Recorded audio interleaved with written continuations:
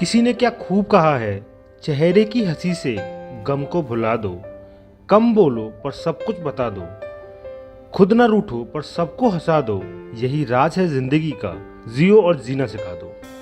जी हाँ दोस्तों, कुछ ऐसी ही थी वो महिला जो भारत की ना होते हुए भी भारत के लोगों के लिए उसके दिल में असीम प्यार था। आज हम बात करने वाले हैं अग्नेस गोंजा बिजायू जी की। लेकिन ये नाम आपने शायद ही कहीं सुना होगा। इन्हें मदर टेरेसा के नाम से भी जाना जाता था।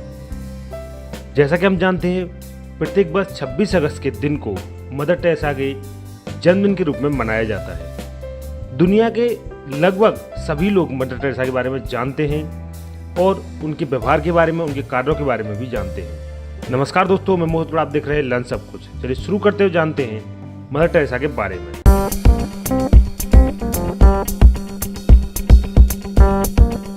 मदर टेरेसा का जन्म 26 अगस्त 1910 को मैसेडोनिया के स्पोकजे में हुआ था। इनके पिता निकोला बिजायू एक साधारण व्यवसायी थे। मदर टेरेसा का वास्तविक नाम अग्नेस गोंजा बिजायू जी था। अल्बेनियन भाषा में गोंजा का अर्थ होता है फूल की कली। जब मदर टेरेसा मात्र 8 वर्ष की थीं, तब उनके पिता का देहांत हो गया। इसके बाद उनके लालन पालन की सारी जिम्मेदारी उनकी माता द्राना बिजायू के ऊपर आ गई। मदर टेरेसा के 5 भाई बहन थे, जिनमें ये सबसे छोटी थी। उनके जन्म के समय उनकी बड़ी बहन की उम्र 7 साल और भाई की उम्र मात्र 2 साल थी। मदर टेरेसा बचपन से ही सुंदर, अध्ययनशील और परिश्रमी लड़की थी। पढ़ाई के साथ साथ उन्हें गाना गाने का बेहद शौक था। वह और उनकी बहन पास में स्थित एक गिरजाघर की मुख्य गायिका थी। ऐसा कहा जाता है, जब वो मात्र 12 साल की थी, तभी उन्हें यह अनुभव हो गया था कि वो अपना सारा जीवन मानव सेवा में लगाएंगी और 18 साल की उम्र में उन्होंने सिस्टर्स ऑफ लोरेटो में शामिल होने का फैसला कर लिया। इसके बाद वो आयरलैंड गई, जहां उन्होंने अंग्रेजी भाषा सीखी। उन्होंने अंग्रेजी भाषा इसलिए सीखी क्योंकि लोरेटो की सिस्टर्स इसी माध्यम में बच्चों को भारत में पढ़ाती थी। मदर टेरेसा यानी कि सिस्टर टेरेसा आयरलैंड से 6 जनवरी 1929 को कोलकाता में लोरेटो कॉन्वेंट में पहुंची। वह एक अनुशासित शिक्षिका थी और विद्यार्थी उनसे बहुत स्नेह करते थे। वर्ष 1944 में वह हेडमिस्ट्रेस बन गई। उनका मन शिक्षण में पूरी तरह रम गया था, पर उनके आसपास फैली गरीबी, दरिद्रता और लाचारी उनके मन को बेहद अशांत करती थी। 1943 में अकाल के समय में बड़ी संख्या में मौत हुई और लोग गरीबी से बेहाल हो गए। इसके बाद 1946 में हुए हिंदू मुस्लिम दंगों ने तो उन्हें पूरी तरह से झकझोर दिया था, क्योंकि उस समय कलकत्ता शहर की स्थिति बहुत भयानक हो गई थी। इसके बाद वर्ष 1946 में उन्होंने गरीबों, असहायों, बीमारों, लाचारों की जीवन पर्यंत मदद करने का मन बना लिया। इसके बाद मदर टेरेसा ने पटना में होली फैमिली हॉस्पिटल में आवश्यक नर्सिंग ट्रेनिंग पूरी की और 1948 में वापस कोलकाता आ गई। वहां से पहली बार तालतला गई, जहां पर गरीब बुजुर्गों की देखभाल करने वाली संस्था के साथ रही। उन्होंने मरीजों के घाव तक को धोया, उनकी मरहम पट्टी और उनकी दवाई भी दी। धीमे धीमे उनके कार्यों की सराहना होने लगी। लोग का ध्यान उनके ऊपर जाने लगा। उन लोगों में कुछ उच्च अधिकारी और भारत के प्रधानमंत्री भी शामिल थे, जिन्होंने उनकी कार्यों की सराहना की। लेकिन जब उन्होंने इस कार्य की शुरुआत की तो उन्हें अपनी नौकरी छोड़नी पड़ी, जिसके लिए उनको अपना पेट भरने तक के लिए दूसरों से मदद लेनी पड़ी।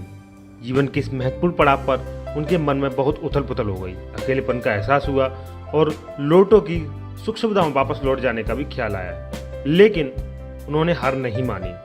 7 अक्टूबर 1950 को उन्हें वेटिकन से मिशनरी ऑफ चैरिटी की स्थापना की अनुमति मिल गई। इस संस्था का उद्देश्य भूखे, निर्वस्त्र, बेघर, लंगड़े लूले, अंधे, चर्म रोग से ग्रसित और ऐसे लोगों की सहायता करना था जिन्हें समाज ने पूरी तरह ठुकरा दिया था। मिशनरीज ऑफ चैरिटी का आरंभ मात्र 13 लोगों के साथ हुआ था, पर मदर टेरेसा की मृत्यु के समय इस चैरिटी में 4000 लोग शामिल हो गए थे। मदर टेरेसा ने निर्मल हृदय और निर्मल शिशु भवन के नाम से आश्रम खोले।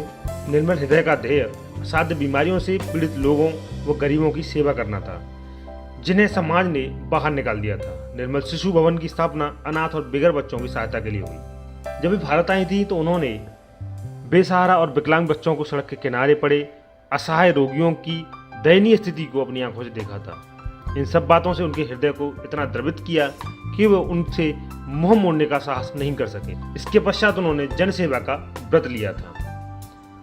मदर टेरेसा को मानवता की सेवा के लिए अनेक अंतर्राष्ट्रीय सम्मान एवं पुरस्कार प्राप्त हुए। भारत सरकार ने उन्हें पहले 1962 में पद्मश्री और उसके बाद देश के सर्वोच्च सम्मान भारत रत्न से 1980 में नवाजा था। संयुक्त राज्य अमेरिका ने उन्हें वर्ष 1985 में मेडल ऑफ फ्रीडम से नवाजा था। मानव कल्याण के लिए किए गए कार्यों की वजह से मदर टेरेसा को 1979 में नोबेल शांति पुरस्कार भी दिया गया था। उन्हें यह पुरस्कार गरीब और असहायों की सहायता के लिए दिया गया था। मदर टेरेसा ने नोबेल पुरस्कार की $1,92,000 की धनराशि को बच्चों के लिए एक फंड के तौर पर इस्तेमाल करने का निर्णय लिया। मदर टेरेसा को पहली बार 1983 में 73 वर्ष की आयु में दिल का दौरा पड़ा। इसके पश्चात 1889 में उन्हें दूसरा दौरा पड़ा। उन्हें कृत्रिम पेसमेकर लगाया गया। वर्ष 1991 में मैक्सिको में हुए न्यूमोनिया के बाद उनके हृदय की परेशानी और बढ़ गई। इसके बाद उनकी सेहत लगातार गिरती रही। 13 मार्च 1997 को उन्होंने मिशनरीज ऑफ चैरिटी के मुखिया का पद छोड़ दिया और 5 सितंबर 1997 को उनकी मौत हो गई। उनकी मौत के समय मिशनरीज ऑफ चैरिटी में 4 सिस्टर और 300 अन्य सहयोगी संस्थाएं काम कर रही थीं, जो विश्व के 123 देशों में समाज सेवा में कार्यरत थीं। मानव सेवा और गरीबों की देखभाल करने वाले मदर टेरेसा को पोप जॉन पॉल द्वितीय ने 19 अक्टूबर 2003 को रोम में धन्य घोषित किया। दोस्तों, ये थी जानकारी मदर टेरेसा के जीवन के बारे में। आशा है जानकारी आपको जरूर अच्छी लगी हो। जानकारी आपको अच्छी लगी तो हमारे चैनल सब्सक्राइब करना बिल्कुल ना भूलें। साथ ही सब्सक्राइब पर पास में दी घंटे आइकन को जरूर दबाएं ताकि हमारे द्वारा दी गई जानकारी आपको समय पर पहले पहुंचे। आप किसी भी सहायता सुझाव के लिए हमारे व्हाट्सएप नंबर 74648482 पर जाकर व्हाट्सएप भी कर सकते हैं। हम दोस्तों फिर हाजिर होंगे नई वीडियो और नई जानकारी के लिए। जय हिंद, जय Bharat. Thanks for watching learn सब कुछ।